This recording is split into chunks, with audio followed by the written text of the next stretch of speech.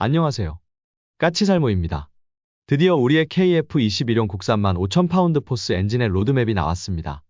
그래서 오늘은 그 이야기를 할 건데요. 그 전에 앞서서 드디어 울산급 배치포도 사업을 시작하는군요. 어제인 수요일, 그러니까 2025년 1월 22일에 하나오션 주관으로 울산급 배치포 함선 통합 착수회의를 개최했습니다. 그래서 방사청과 각 회사들이 참여를 했는데요. 참고로 보통 다른 착수회의는 국방과학연구소가 주관하는 게 많은데요. 이번 회의는 하나오션이 주관을 했습니다.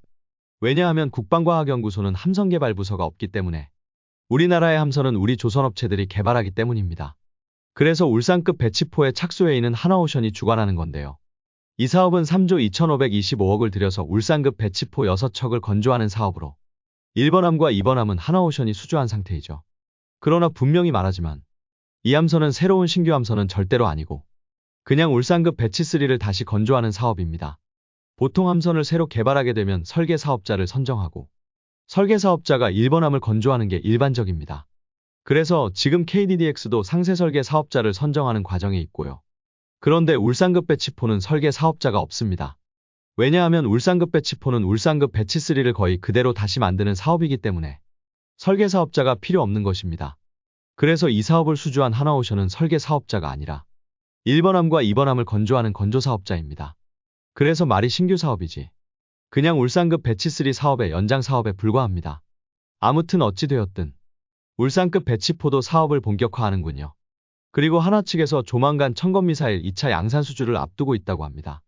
이번 계약은 1차 청검 계약이 일종의 시범 생산 또는 선행 생산 계약 정도의 계약이어서 규모가 작았던 것에 비해서 대략 6천억 정도의 계약 규모를 예상하고 있고 1차와 2차 계약을 합치면 7천억이 넘는 계약을 수주할 거라고 하고 있습니다.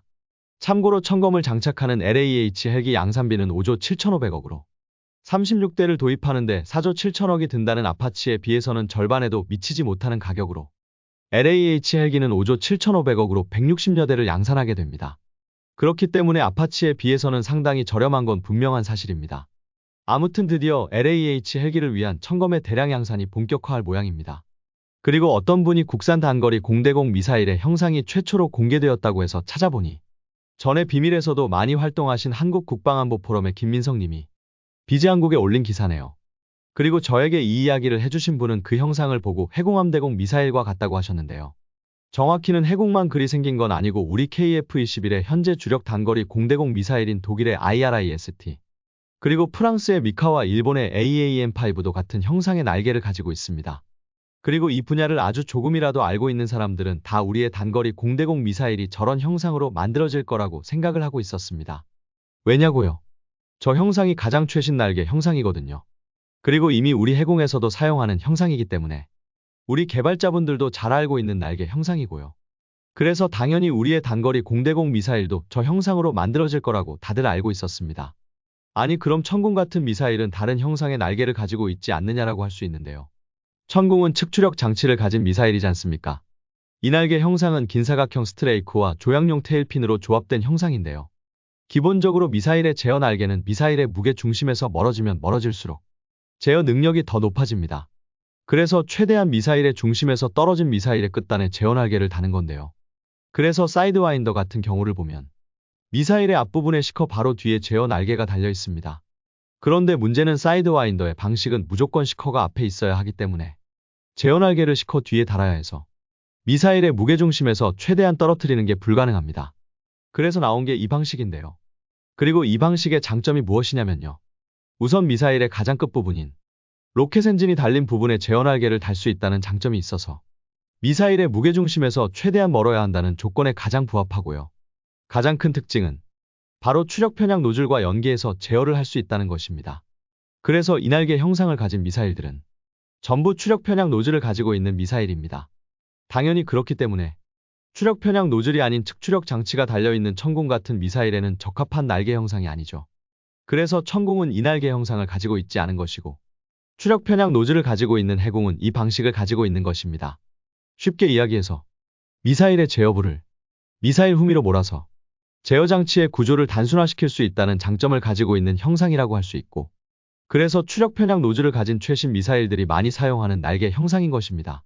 실제로 이날개 형상으로 인해서 독일의 IRIS-T가 미국의 사이드와인더보다 더 기동성이 좋은 것으로 알고요. 뭐 그래봤자 큰 차이는 아닙니다. 왜냐하면 어차피 단거리 공대공 미사일의 기동성을 가장 많이 높여주는 건 추력 편향 노즐이기 때문입니다.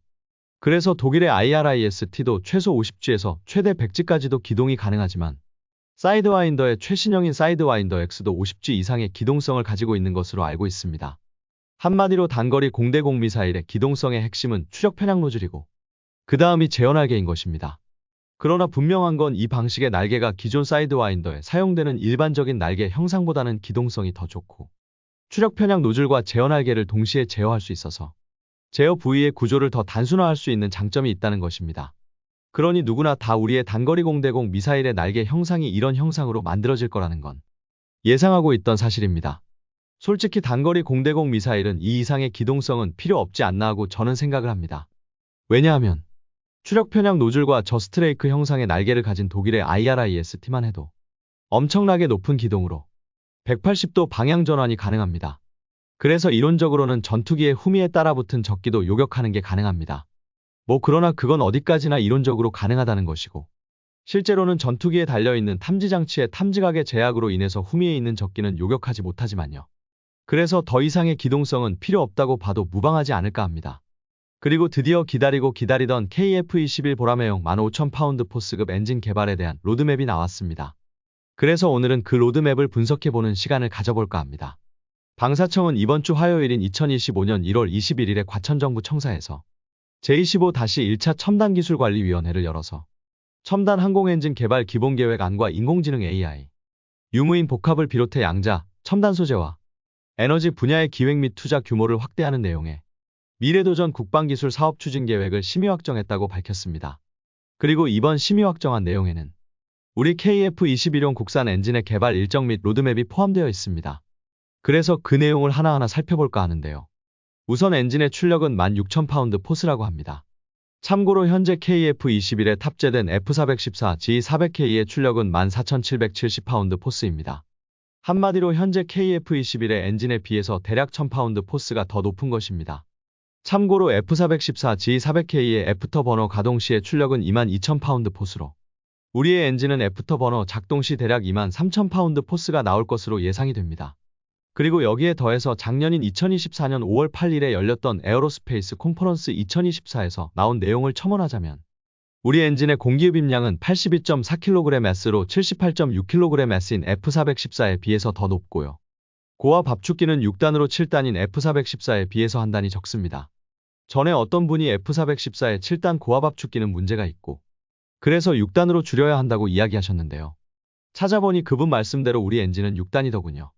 그리고 터빈 입고 온도인 TIT는 1850K로 1834K인 F414보다 약간 높습니다. 그리고 지금 나와 있는 재원상 구조나 성능 등은 현 KF-21의 F414 G400K보다는 F414 EE 엔진의 전신인 F414 EDE 엔진과 더 흡사합니다.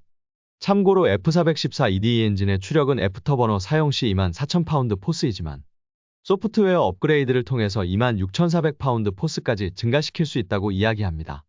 그럼에도 엔진 출력을 높이지 않은 이유는 이리 엔진 출력을 높이면은 엔진의 수명이 대폭 감소하기 때문이라는 것입니다. 그리고 엔진의 수명을 줄이지 않고도 출력을 높인 엔진이 바로 F414 EE 엔진인데요. 그래서 우리 엔진도 F414 EE와 마찬가지로 필요하면 애프터버너 작동 전 추력으로 18,000파운드 포스까지 추력을 높일 수 있을 것으로 추정되지만 우리가 개발하고 있는 엔진은 무인기용 엔진이고 그래서 높은 추력보다는 더 긴 수명을 확보하기 위한 조치로 보입니다.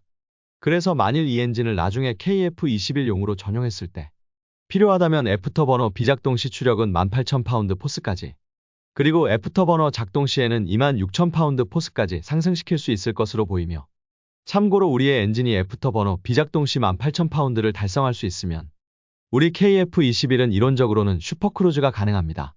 내 초음속 순항이 가능하다는 이야기입니다. 참고로 슈퍼크루즈란 전투기가 엔진의 애프터버너를 사용하지 않고도 음속이 넘는 속도를 달성할 수 있는 것을 이야기하며 세계 최초로 슈퍼크루즈를 달성한 전투기가 미국의 F-22 랩터이고 중국의 J-20도 슈퍼크루즈를 달성했다고 하죠.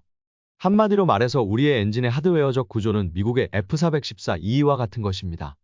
그럼 이런 엔진을 개발하기 위한 개발 시간은 얼마나 걸리느냐? 방사청에서 예상하기로 이 엔진을 개발하기 위해서 필요한 개발 시간은 13년에서 15년이었습니다. 그리고 이번에 의결된 개발 시간은 14년입니다. 그래서 대략 2040년경에 우리의 엔진이 개발 완료된다고 보시면 됩니다. 당연히 2040년경에 완성되는 엔진은 KF-21용은 아니고 아직까지는 무인기용 엔진입니다. 그러나 당연하지만 무인기에 탑재해서 충분한 신뢰성을 증명하게 되면 추가적인 개발을 통해서 KF-21에도 탑재될 것입니다. 아마 추가적인 개발 때 추력을 F414 2급으로 올리는 개량도 하게 되겠죠. 어차피 하드웨어적 구조는 F414 2와 비슷한 엔진이니까요. 그래서 이 부분까지는 충분히 예상되었던 대로 결과가 나왔습니다. 그런데 가장 중요한 부분에서 지금 문제가 생겼습니다. 그건 다름 아닌 개발비입니다. 지금 이 로드맵에 나온 예상 개발비는 3조 3,500억입니다. 여러분이 보기에는 이 개발비가 많다고 보세요? 적다고 보세요? 참고로 이 개발비는 한 번에 지불하는 게 아니라 앞으로 엔진이 개발되는 14년 동안 나누어서 집행되는 것이기 때문에 연간 대략 2,400억 정도만 집행하면 됩니다. 그래서 생각보다는 큰 비용은 절대 아닙니다. 그런데 문제는 개발비가 적어도 너무 적다는 것입니다. 왜냐하면 방사청은 이 엔진의 개발 예상 비용으로 대략 5조 원을 예상했었고 한화는 대략 7조 원을 예상했습니다. 그런데 실제로 의결된 개발비는 한화의 예상의 절반에 그친 것입니다. 분명히 말하지만 이 개발비는 결코 우리가 감당할 수 없는 개발비가 아닙니다. 이 개발비는 한 번에 지급되는 게 아니라 14년 동안 나누어서 집행하는 개발비이니까요. 그럼에도 최종적인 로드맵은 한화가 주장하는 개발비의 절반으로 비용이 들어간다고 하고 있고 방사청이 이야기하던 개발비에 비해서도 1조 원 이상 작은 개발비입니다. 물론 이런 개발비가 책정된 이유는 충분히 짐작이 갑니다. 왜냐하면 우리의 전투기 엔진 개발의 향후 일정을 보면 이 내용을 가지고 관련 기관과 협의 및 검토를 거친 다음에 사업 타당성 조사를 하게 됩니다. 우리의 엔진 개발을 위해서는 앞으로 가장 큰 산이라고 할 수 있는 사업 타당성 조사가 남아있는 것입니다. 그렇기 때문에 이 사업이 사업 타당성 조사를 통과하기 위해서는 당연히 개발비가 적으면 적을수록 좋겠죠. 그래서 사업 타당성 조사를 통과하기 위해서 억지로 개발비를 적게 잡은 것으로 보입니다만 과연 이 사업이 이런 식으로 개발비를 축소해서 사업 타당성 조사를 통과한 다음에 다시금 예산을 충분히 증액할 수 있을 거냐는 점에서는 지금 방사청과 한화가 예상했던 개발비와 실제로 책정된 개발비의 차이가 너무 많이 나기 때문에 힘들다고 봅니다.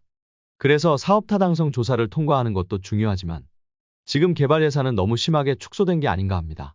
과연 정말 이 정도의 비용으로 엔진을 개발할 수 있을지가 의문이 들 수밖에는 없습니다.